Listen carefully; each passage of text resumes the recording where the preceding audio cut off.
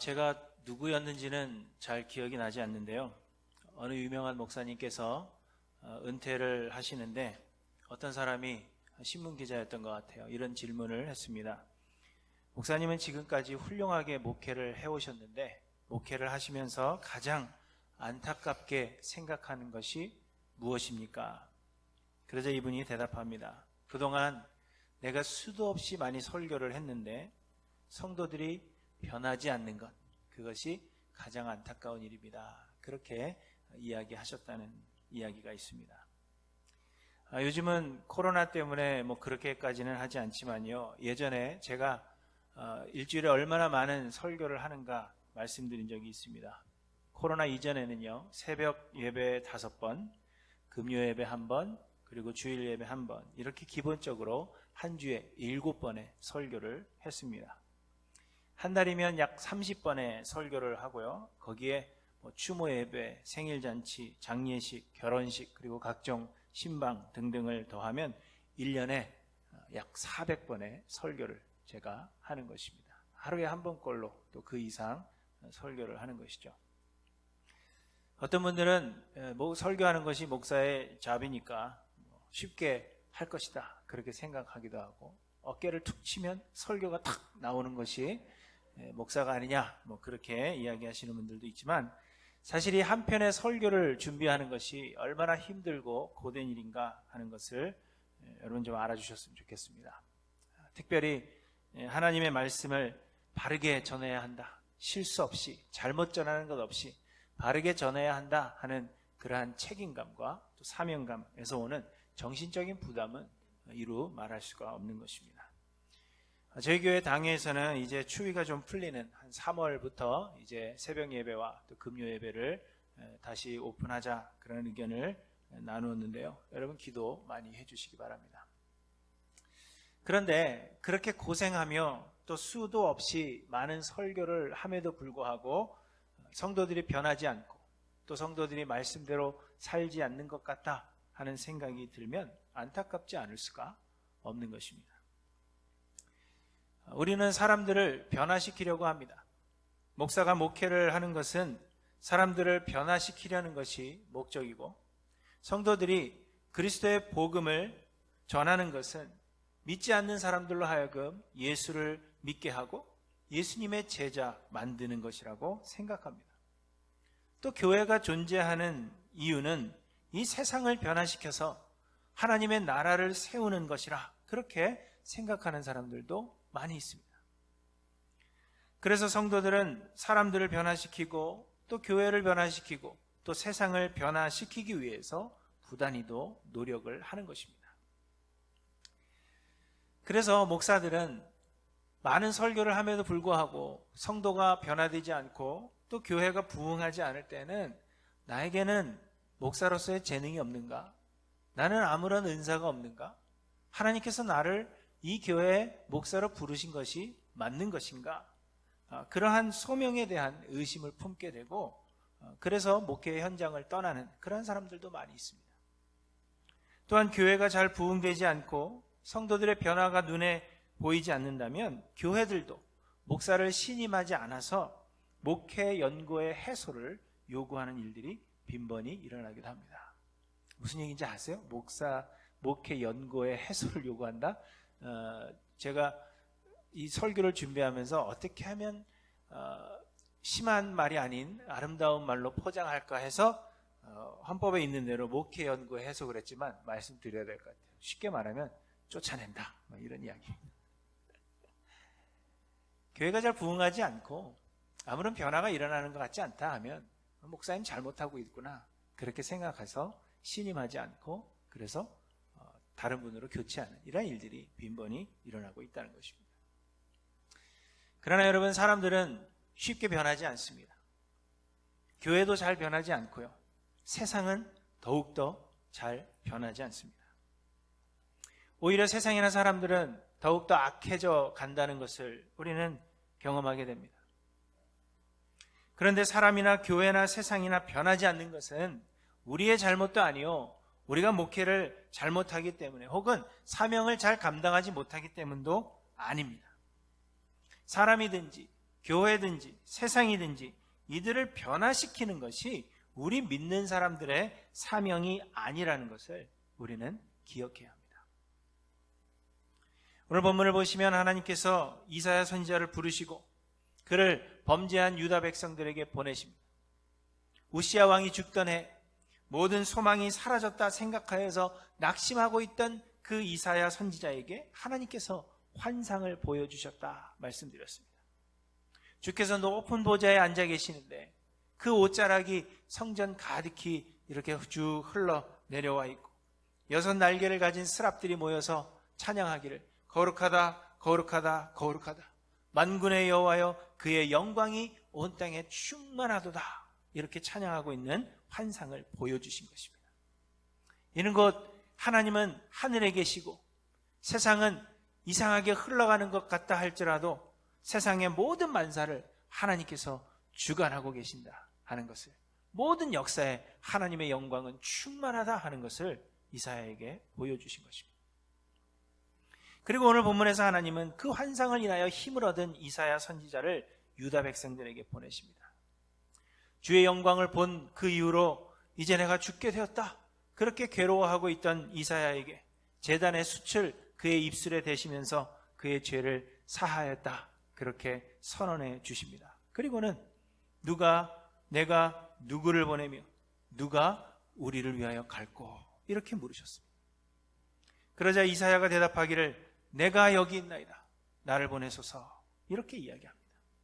이는 마치 이사야가 자청한 것처럼 그렇게 기록되어 있지만 문맥을 보면 실상은 하나님께서 이사야 선지자를 부르고 계시는 것을, 그리고 그를 보내고 계심을 우리에게 말씀하고 있는 것입니다. 그런데 여러분, 하나님께서 선지자를 부르사 범죄한 백성들에게 보내신다 하면 여러분 무엇을 기대하시겠습니까? 아마도 선지자로 하여금 하나님의 말씀을 전하여서 백성들의 죄를 질타하고 하나님께서 내리실 그 형벌에 대해서 전할 때 백성들이 그것을 듣고 회개하고 돌아오는 그러한 역사를 아마 기대하실 것입니다. 선지자가 전하는 하나님의 말씀을 들은 그 지도자들이 자신들의 옷을 찢고 죄를 뒤집어 쓰고 또 성도들을 불러서 백성들을 불러서 금식을 선포하여 온 백성이 주께로 돌아오는 그러한 역사를 아마 기대하실 것입니다. 하나님의 말씀을 완강히 거부하는 백성들에게 선지자가 더욱 담대히 말씀을 전하여서 그들의 마음을 깨우치고 일깨워서 돌이키는, 변화되는 그러한 모습을 우리는 기대할 것입니다. 그러나 여러분, 오늘 본문을 보시면 하나님께서 이사야에게 주신 사명은 그런 것이 아니었습니다. 하나님께서 이사야에게 주신 사명은 백성을 변화시키고 백성으로 하여금 회개하여 돌아오게 하라, 그런 사명을 주신 것이 아님을 보게 됩니다. 대신에 9절을 보시면 여호와께서 이르시되 가서 이 백성에게 이르기를 너희가 듣기는 들어도 깨닫지 못할 것이요 보기는 보아도 알지 못하리라 하여 이 백성의 마음을 둔하게 하며 그들의 귀가 막히고 그들의 눈이 감기게 하라. 염려하건대 그들이 눈으로 보고 귀로 듣고 마음으로 깨닫고 다시 돌아와 고침을 받을까 하노라. 이렇게 말씀하십니다. 무슨 이야기예요? 변화시키는 것이 선지자의 사명이 아니라 변화받지 못하도록 하는 것이 선지자의 사명이라는 것을 말씀하고 있는 것입니다. 복음서에서도 보시면 예수님께서 무리들에게 씨 뿌리는 자의 비유를 말씀하십니다. 씨를 뿌리는 자가 씨를 뿌리러 나가서 씨를 막 뿌리는데 덜어는 길가에 떨어지고 또 덜어는 어디에? 돌밭에 떨어지고 또 덜어는 가시떨기에 떨어지고 그리고 덜어는 좋은 밭에 떨어졌다 하는 비유입니다. 길가에 떨어진 씨는 새들이 와서 금세 먹어버렸고 돌밭에 뿌려진 씨는 싹이 나오기는 했지만 그러나 그 흙이 깊지 못하기 때문에 뿌리가 말라서 죽어버렸습니다. 가시떨기에 떨어진 씨는 가시가 성장하지 못하도록 막아서 결국 결실하지 못하였다 그렇게 말씀하고 있고 오직 좋은 땅에 떨어진 씨들만이 잘 자라서 30배, 60배, 100배의 열매를 맺었다 하는 비유를 말씀하십니다. 예수님은 이 비유에 대해서 설명하시면서 길가는 말씀을 들었을 때 사탄이 즉시 와서 그들에게서 뿌려진 그 말씀을 빼앗은 것이고, 돌밭은 말씀을 들을 때에는 즉시 기쁨으로 받으나 그 속에 뿌리가 없어서 잠깐 견디다가 환난이나 박해가 일어나는 때에는 곧 넘어지는 자라. 그 즐거울 때는 잘 섬기는 것 같지만 어려움이 있을 때는 쉽게 믿음을 떠나는 자라 하는 것입니다. 가시떨기는 말씀을 듣기는 하되 세상의 염려와 재물의 유혹과 기타 욕심이 들어와 말씀을 막아 결실하지 못하게 하는 것이라. 교회는 나오지만 그러나 세상 염려 때문에 교회에 나와도 결실하지 못하는, 변화되지 못하는 그러한 사람들을 의미하는 것입니다. 이 비유의 말씀은 우리 모두가 열매를 맺는 좋은 밭이 되어야 한다는 것을 말씀하시는 것입니다. 사람들은 우리가 길가와 같이 되지는 말아야 한다 생각하지만, 그러나 돌밭이나 가시밭 정도 되는 것으로 만족한다 했습니다. 왜냐하면 돌밭이나 가시밭은 좋은 밭으로 가는 그 과정에 있다, 그렇게 생각하기 때문입니다. 길가였다가 돌밭이 되었다가 가시밭이 되었다가 결국에는 좋은 밭이 된다, 그렇게 생각합니다. 하지만 이 비유의 말씀은 결코 좋은 밭으로 가는 단계가 있으니까 노력해서 좋은 밭이 되어라, 그것을 말씀하시는 것이 아니라 우리 모두는 좋은 밭이 되어야 한다는 것입니다. 돌밭, 가시밭 이것으로 만족할 것이 아니라 여전히 열매 맺지 못하는 자신을 돌아보며 좋은 밭 되기를 소망해야 한다는 것을 말씀하고 있는 것입니다. 그런데 여기에서 더 큰 핵심은 우리가 좋은 밭이 되는 것이 우리의 노력으로 되는 것이 아니라 하나님의 선택과 하나님의 계획하심이라 하는 것을 우리에게 말씀하고 있는 것입니다. 예수님의 비유를 들은 예수님의 제자들은 이 비유의 의미를 이해하지 못하여서 예수님께 그 비유의 의미를 물으며 왜 예수님이 비유로만 말씀하시는지 예수님께 질문합니다. 그때 예수님은 이 비유의 의미를 설명하시면서 또 비유로만 말씀하시는 그 이유를 설명해 주시는데, 그것은 하나님의 나라의 비밀을 너희에게는 주었으나 외인에게는 모든 것을 비유로 한다, 이렇게 말씀하십니다. 곧 하나님 나라의 비밀을 아는 것은 우리의 노력으로 되는 것이 아니라 하나님께서 허락하신 자가 있고 허락하지 않으신 자가 있다 하는 것을 말씀하고 있는 것입니다. 그리고 예수님은 계속 말씀하십니다. 이는 그들로 보기는 보아도 알지 못하며 듣기는 들어도 깨닫지 못하게 하여 돌이켜 죄사함을 얻지 못하게 하려 함이라, 이렇게 말씀하십니다. 그리고 이 말씀은 오늘 본문인 하나님께서 이사야 선지자를 보내시며 하신 그 말씀을 여기서 인용하고 계시는 것입니다. 오늘 본문 9절을 다시 한번 보시면, 가서 이 백성에게 이르기를 너희가 듣기는 들어도 깨닫지 못할 것이요 보기는 보아도 알지 못하리라 하여 이 백성의 마음을 둔하게 하며 그들의 귀가 막히고 그들의 눈이 감기게 하라. 염려하건대 그들이 눈으로 보고 귀로 듣고 마음으로 깨닫고 다시 돌아와 고침을 받을까 하노라, 이렇게 말씀하십니다. 예수님은 이 말씀을 인용하고 계시는 것입니다. 왜 비유로 말씀하시느냐? 깨닫지 못하게 하시고자, 허락된 자들 외에는 그 말씀을 깨닫고 돌아오는 일이 없도록 하시고자 예수님은 비유로만 말씀하신다, 그렇게 설명해 주고 있는 것입니다. 여러분, 이처럼 하나님께서 선지자에게 맡기시는 사명은 사람을 변화시키는 것이 아님을 우리에게 말씀해 주고 있는 것입니다. 예수님은 이미 도끼가 나무 뿌리에 놓였다 말씀하십니다. 곧 세상을 향한 하나님의 심판은 이미 정해져 있다는 것입니다. 세상은 결코 영원하지 않으며 비록 그 날과 그 시는 하늘에 계신 하나님 아버지만 아시는 일이라 할지라도 분명한 것은 하나님께서 이미 그 시를 정하셨다는 것입니다. 그리고 공의의 하나님은 반드시 악을 심판하실 것입니다. 그런데 여러분, 우리 모두는 다 죄인들이요, 우리는 이미 심판을 받았습니다. 이는 곧 우리 모두가 하나님의 영원한 형벌을 받는 것이 마땅하며 형벌을 받기로 정해져 있다는 것입니다. 우리가 지금 이사야서를 공부하고 있는데요, 지금까지 하나님께서 말씀하시는 것은 만일 유다가 회개하고 돌아오면 내가 벌을 내리지 않겠다, 그것을 약속하시는 것이 아니라 하나님께서 결국에는 유다를 비롯한 온 세상을 심판하실 것이다, 멸하실 것이다, 그것을 말씀하고 있는 것입니다. 여러분, 오늘 본문도 한번 보시면 백성의 마음을 둔하게 하며 그들의 귀가 막히고 그들의 눈이 감기게 하라, 그렇게 말씀하시는 하나님께 이사야 선지자가 묻습니다. 주여, 어느 때까지니까? 내가 언제까지 그렇게 주신 사명을 감당해야 됩니까? 그러자 하나님께서 말씀하십니다. 성읍들은 황폐하여 주민이 없으며 가옥들에게는 사람이 없고 이 토지는 황폐하게 되며 여호와께서 사람들을 멀리 옮기셔서 이 땅 가운데 황폐한 곳이 많을 때까지니라.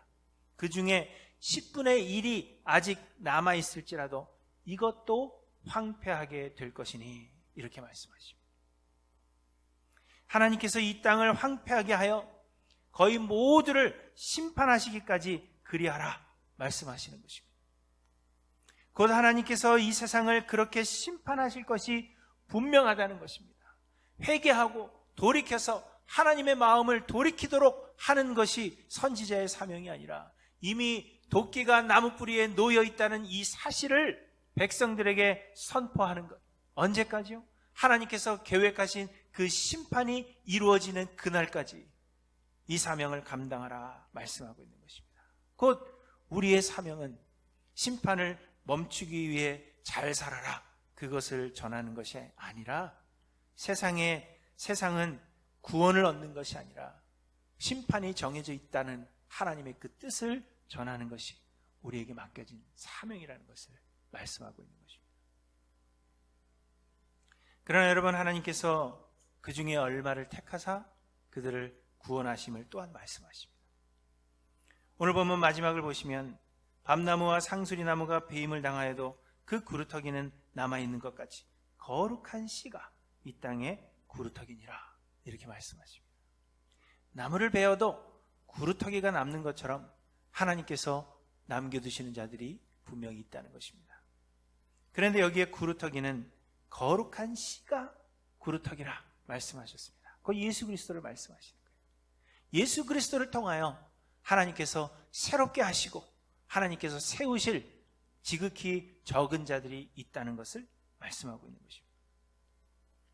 하나님께서 이 땅을 황폐케 하실 때 그 중에 10분의 1이 아직 남아있을지라도 이것도 황폐하게 될 것이라, 그렇게 말씀하시는데 10분의 1은 얼마나 작은 숫자입니까? 그런데 그것까지도 황폐하시고 하게 하시고 구원함을 얻을 자가 지극히 적은 수라는 것을 우리에게 말씀해 주고 있는 것입니다. 그럼에도 하나님은 예수 그리스도를 통하여 남겨두시는 자들이 있음을 우리에게 말씀하십니다. 그런데 여러분, 성경은 하나님께서 남겨두시는 것이 우리의 노력이 아닌 하나님의 은혜임을 또한 분명하게 말씀하십니다. 하나님은 아담과 하와에게 동산 중앙에 있는 선악을 알게 하는 나무의 실과는 먹지 마라, 그것을 먹으면 정령 죽으리라 하셨습니다. 그러나 아담과 하와는 선악을 알게 하는 나무의 실과를 먹었고 그로 인하여서 하나님의 말씀대로 죽임을 당하게 되었습니다. 그 죽음은 영적인 죽음으로서 하나님과의 그 관계가 단절된 것을 의미하는 것입니다. 그로 인하여 아담과 하와의 후손인 우리 모두는 이미 영적으로 죽어 있는 자들, 하나님과의 그 관계가 단절되어 하나님을 찾을 수 없는 그러한 자들로 태어나는 것입니다. 우리의 노력으로는 선을 행할 수도 없고 또한 하나님을 찾을 수도 없는 그러한 자들이 된 것입니다. 그래서 성경은 우리가 이미 허물과 죄로 죽었다, 그렇게 말씀하고 있고 의인은 없나니 하나도 없으며 깨닫는 자도 없고 하나님을 찾는 자도 없고 다 치우쳐 함께 무익하게 되고 선을 행하는 자는 없나니 하나도 없다, 그렇게 말씀하고 있습니다. 이것은 우리의 잘못을 이야기하는 것이 아니라 우리가 그러한 존재가 되었다, 이미 영적으로 우리는 죽은 자들이라, 그렇게 말씀하고 있는 것입니다. 또한 무엇을 말씀하십니까? 율법의 행위로 곧 우리의 능력으로 그의 앞에 의롭다 하심을 얻을 육체가 없다, 그렇게도 말씀하십니다. 우리는 이미 영적으로 죽었기 때문에 하나님을 우리가 힘써 찾을 수 없다는 것입니다. 그렇기 때문에 우리가 하나님을 찾는 대신 하나님께서 우리를 선택하시고 하나님께서 우리를 찾아오시는 것입니다. 왜냐하면 우리가 하나님을 찾을 능력이 없는 죽은 자들이기 때문입니다. 그래서 예수님께서 말씀하셨습니다. 너희가 나를 택한 것이 아니요 내가 너희를 택하여 세웠나니. 성경은 또 말씀하십니다. 사랑은 여기 있으니 우리가 하나님을 사랑한 것이 아니요 하나님이 우리를 사랑하사 우리의 죄를 속하기 위하여 화목제물로 그 아들을 보내셨습니다. 우리가 하나님을 찾는 것이 아니라 하나님께서 우리를 찾아 선택하여 불러주시는 것입니다. 에베소서 1장에서 바울은 하나님께서 창세전에 그리스도 안에서 우리를 택하셨다 그렇게 말씀하시고 그 기쁘신 뜻대로 우리를 예정하셨다 이렇게도 말씀하십니다. 또한 모든 일을 그의 뜻의 결정대로 일하시는 이의 계획을 따라 우리가 예정을 입어 그 안에서 기업이 되었다 이렇게도 말씀하십니다. 로마서에서도 바울은 하나님이 미리 아신 자들을 또한 그 아들의 형상을 본받게 하기 위하여 미리 정하셨다 이렇게 말씀하시면서 또 미리 정하신 그들을 또한 부르시고 부르신 그들을 또한 의롭게 하시고 의롭다 하신 그들을 또한 영화롭게 하셨느니라 이렇게도 말씀하십니다. 우리의 노력으로 우리가 하나님을 찾은 것이 아니라 우리가 예수를 그리스도로 믿는 것이 아니라 하나님께서 남겨두실 자들 예수 그리스도로 말미암아 거룩하게 될 그 백성들을 하나님께서 미리 예정하시고 정하시고 택하시고 하나님의 때에 우리를 불러주신다는 것입니다. 이 얼마나 놀라운 은혜입니까? 그러므로 여러분 우리가 예수를 그리스도로 믿게 된 것과 우리가 하나님의 말씀을 듣고 깨달아 믿게 되는 것과 그리고 우리가 하나님의 말씀에 순종하여 계명을 지키며 살아가는 이 모든 것이 우리의 선택이 아닌 하나님의 계획하심이며 또한 우리를 그렇게 만드시는 하나님의 은혜입니다. 우리 모두는 이미 죽은 자들이요 그렇기에 하나님의 말씀을 듣고 깨달으며 믿을 만한 그러한 능력이 없음에도 불구하고 하나님께서 성령을 우리에게 보내사 우리로 하여금 듣고 깨닫고 믿게 만드시는 것입니다. 그러므로 여러분 우리 먼저 믿은 자들은 자랑할 것이 전혀 없으며 또 결코 우리 자신을 높이지 말아야 한다는 것을 말씀하고 있는 것입니다. 에베소서 2장 9절에서 바울은 너희는 그 은혜에 의하여 믿음으로 말미암아 구원을 받았으니 이것은 너희에게서 난 것이 아니요 하나님의 선물이라 이는 누구든지 자랑하지 못하게 하려 함이라 이렇게 말씀하십니다. 로마서에서도 바울은 유대인들이 복음을 받아들이지 않음으로 인해서 그 구원이 이방인들에게 가게 되었는데 이방인들에게 권면하기를 자랑하지 말라 그렇게 권합니다. 로마서 11장에 보시면 또 한 가지 얼마가 꺾이었는데 돌 감람나무인 네가 그들 중에 접붙임이 되어 참 감람나무 뿌리의 진액을 함께 받는 자가 되었은즉 그 가지들을 향하여 자랑하지 말라. 하나님이 원 가지들도 아끼지 아니하셨은즉 너도 아끼지 아니하시리라 이렇게 말씀하십니다. 우리가 구원을 얻게 된 것은 하나님께서 우리에게 믿음을 허락하심으로 인해 우리에게 거저 주신 하나님의 은혜임을 여러분 잊지 않고 기억하시길 바랍니다. 나의 나 된 것은 내가 한 것이 아니라 하나님의 은혜임을 잊지 않고 기억하셔서 어느 때에든지 자신을 높이지 않고 자랑하지 아니하고 온전히 하나님의 그 은혜 앞에 무릎 꿇고 감사하시는 저와 여러분들 되시길 바랍니다. 뿐만 아니라 여러분 어떤 사람들이 우리의 전하는 복음을 듣고도 그들이 믿지 못한다 하면 이는 우리가 잘못했기 때문이 아니라 하나님께서 아직 믿음을 허락하지 않으셨기 때문임을 기억하셔야 합니다. 사도행전 13장 48절에 보시면 영생을 주시기로 작정된 자는 다 믿더라 이렇게 말씀하십니다. 하나님께서 영생을 주시기로 작정하시고 선택하신 자들은 어느 때에든지 하나님 정하신 때가 되면 다 믿게 된다는 것입니다. 그러므로 여러분, 반대로 생각하면 복음을 받아들이지 않는 자들은 아직 정하신 때가 이르지 아니하였기 때문이든지 아니면 영생을 주시기로 작정된 자가 아니기 때문이라는 것입니다. 그래서 고린도후서 4장에서 바울은 만일 우리의 복음이 가리었으면, 곧 우리가 복음을 전하여도 그것을 듣지 않고 믿지 않는 자들이 있다면 그것은 망하는 자들에게 가려진 것이라. 그 중에 이 세상의 신이 믿지 아니하는 자들의 마음을 혼미하게 하여 그리스도의 영광의 복음의 광채가 비치지 못하게 하리니, 이렇게 말씀하십니다. 사도 바울이 잘못 전했기 때문이 아니라 사도들이 그 사명을 제대로 잘 감당하지 않았기 때문이 아니라 하나님께서 그를 택하지 아니하셔서 그의 마음을 가리셨기 때문에 그래서 망하게 되는 것임을 말씀하고 있는 것입니다. 그러므로 여러분, 우리는 복음을 전파하는 일에 더욱더 힘써야 하는 것입니다. 이상하죠? 듣지 못하게 하라 해놓고 복음을 전하는 일에 힘써라, 또 그렇게 말씀하시죠. 하나님은 우시야 왕이 죽던 해 소망을 잃고 낙심하여 있던 이사야에게 하나님의 영광의 환상을 보이시고 이사야의 입술에 숯불을 대사 그를 깨끗하게 하셨습니다. 왜 그러셨어요? 이는 이사야를 유다 백성들에게 보내어 복음 전하는 자로 보내시려는 하나님의 계획이었음을 오늘 본문이 우리에게 말씀하고 있는 것입니다. 듣든지 아니 듣든지 하나님은 이사야 선지자를 깨끗하게 하셔서 그를 보내고 계시는 것입니다. 마찬가지로 하나님은 하나님의 독생자 예수 그리스도의 그 고귀한 피로 아무런 가치도 공로도 없는 우리를 깨끗하게 하셨습니다. 이는 그저 우리의 이 세상에서의 삶의 형통함을 위해서가 아니라, 혹은 훗날에 하늘나라 가서 편안하게 영생토록 잘 살아라, 그것을 위해서 우리를 지금 불러주시는 것이 아니라 죄 많은 이 세상에 우리를 복음 전하는 자들로 보내시기 위함이라는 것을 오늘 본문을 통해 말씀하고 있는 것입니다. 그런데 여러분, 예수님께서 공생애를 시작하시기 전에 예수님보다 먼저 와서 천국 복음을 전하는 사람이 있었습니다. 누구죠?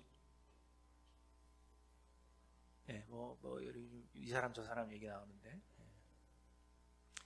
다 아시는 대로 세례 요한이죠. 세례 요한은 예수님보다 먼저 와서 회개하라, 천국이 가까웠느니라, 이렇게 외치며 천국 복음을 전했습니다. 그러자 사람들이 세례 요한에게 내가 누구냐? 그렇게 묻습니다. 그러면서 내가 그리스도냐? 이렇게 질문을 합니다. 그때 요한이 대답합니다. 나는 그리스도가 아니라 대답하였고, 또한 나는 선지자 이사야의 말과 같이 주의 길을 곧게 하라고 광야에서 외치는 자의 소리로다, 이렇게 대답했습니다. 나는 그리스도가 아니라, 나는 사람을 변화시키는 그러한 사람이 아니고, 나는 누군가를 구원할 수 있는 그러한 사람이 아니라 그저 나는 외치는 자의 소리일 뿐이다. 외치는 자다도 아니에요. 외치는 자의, 하나님께서 외치시는 거죠. 소리일 뿐이다. 하나님 말씀하시면 전하는 것뿐이다. 그렇게 말씀하는 겁니다. 하나님께서 우리에게 복음 전파의 사명을 맡기시면서 우리를 깨끗하게 하시고 우리를 세상에 보내시지만, 대부분의 경우에 우리는 할 수 없습니다, 그렇게 대답합니다. 그 이유가 무엇입니까? 우리가 할 수 없다 대답하는 이유가 무엇입니까? 우리가 할 수 없다고 이야기하는 것은 하나님께서 우리에게 예수를 믿게 하고 사람을 변화시키는 그리스도의 사명을 주시는 것으로 그렇게 착각하기 때문입니다. 내가 전하여서 이 사람으로 하여금 예수를 믿게 해야 되고, 또 이미 믿는 자들은 그들을 변화시켜서 제자를 만들어야 되는 것이 내 사명이다. 그리스도께 주신 그 사명이 나의 사명이라는 착각 때문에 하나님, 나는 할 수 없습니다, 그렇게 대답하는 것입니다. 그러나 여러분, 하나님은 우리를 그리스도로 보내시는 것이 아니라 우리를 그저 외치는 자의 소리로 보내고 계신다는 것을 기억해야 한다는 것입니다. 우리 믿음의 선조들 역시도 하나님께서 그들을 부르실 때 하나님께서 그들의 능력을 요구하시는 것으로 생각했습니다. 그래서 모세는 뭐라고 합니까? 하나님, 나는 입이 뻣뻣하고 혀가 둔한 자라 할 수 없습니다. 하나님께서 기드온을 부르실 때에도 기드온이 이야기합니다. 나의 집은 므낫세 중에 극히 약하고 나는 내 아버지 집에서 가장 작은 자이기 때문에 할 수 없습니다. 예레미야 선지자를 부르실 때 예레미야는 대답합니다. 하나님, 나는 아이라 말을 할 줄 알지 못합니다. 그래서 나는 할 수 없습니다. 그러나 하나님은 그들을 보내셨습니다. 하나님은 사람의 능력이 아니라 그저 사람들을 도구로 사용하기를 원하신다는 것입니다. 그래서 이사야 선지자는 하나님 앞에 대답합니다. 내가 누구를 보내며 누가 우리를 위하여 갈고 물으실 때 내가 여기 있나이다. 나를 보내소서. 이렇게 대답하고 있는 것입니다. 사랑하는 성도 여러분, 우리는 그리스도가 아닙니다. 우리는 그저 주의 길을 곧게 하라고 광야에서 외치는 자의 소리일 뿐임을 잊지 않고 기억하시기 바랍니다. 사람으로 믿게 하고 사람을 변화시키는 것, 교회를 변화시키고 사회의 구조를 바꾸고 사회를 변화시키는 것, 이것은 우리에게 주시는 사명이 아니라 그리스도를 통한 하나님의 사역입니다. 그러므로 여러분, 아무런 변화가 일어나지 않고 교회가 부흥하지 않아도 여러분 염려하지 마시기 바랍니다. 아무리 전하여도 사람이 변하지 않고 믿지 않고 교회가 계속해서 변하지 않는다, 여러분 이것을 이상한 것으로 여기지 마시기 바랍니다. 하나님은 그렇게 정하셨다는 것을 우리에게 말씀하고 있는 것입니다. 저희 교회가 부흥 안 돼도 제 잘못 아니에요. 농담이지만요, 우리가 복음을 전하는 소리로서의 그 역할을 잘 감당하고 있다면, 신실하게 그 사명을 감당하고 있다면 세상이 잘 변하지 않아도 여러분 괜찮습니다. 우리가 신실하게 그 사명을 감당하고 있다는 것만으로도 다 된 것입니다. 교회가 부흥하지 않기 때문에 저를 질책하지 마시지만, 그렇게 하셔서는 안 되지만, 그러나 제가 신실하지 않을 때에는 질책하셔도 괜찮은 겁니다. 사랑하는 성도 여러분, 수많은 사람들 중에서 하나님께서 우리를 택하시고 예수 그리스도의 그 보혈로 우리를 정결하게 하신 것은 우리를 세상에 보내사 하나님의 그 복음을 전하게 하시려는 하나님의 뜻입니다. 하나님께서 우리를 부르고 계시는데 그 부르심에 주여 내가 여기 있나이다. 나를 보내소서. 이렇게 대답하며 신실하게 우리에게 맡겨진 사명을 잘 감당하시는 하일랜드 교회 모든 성도님들 되시기를 주님의 이름으로 간절히 축원합니다. 기도하십니다.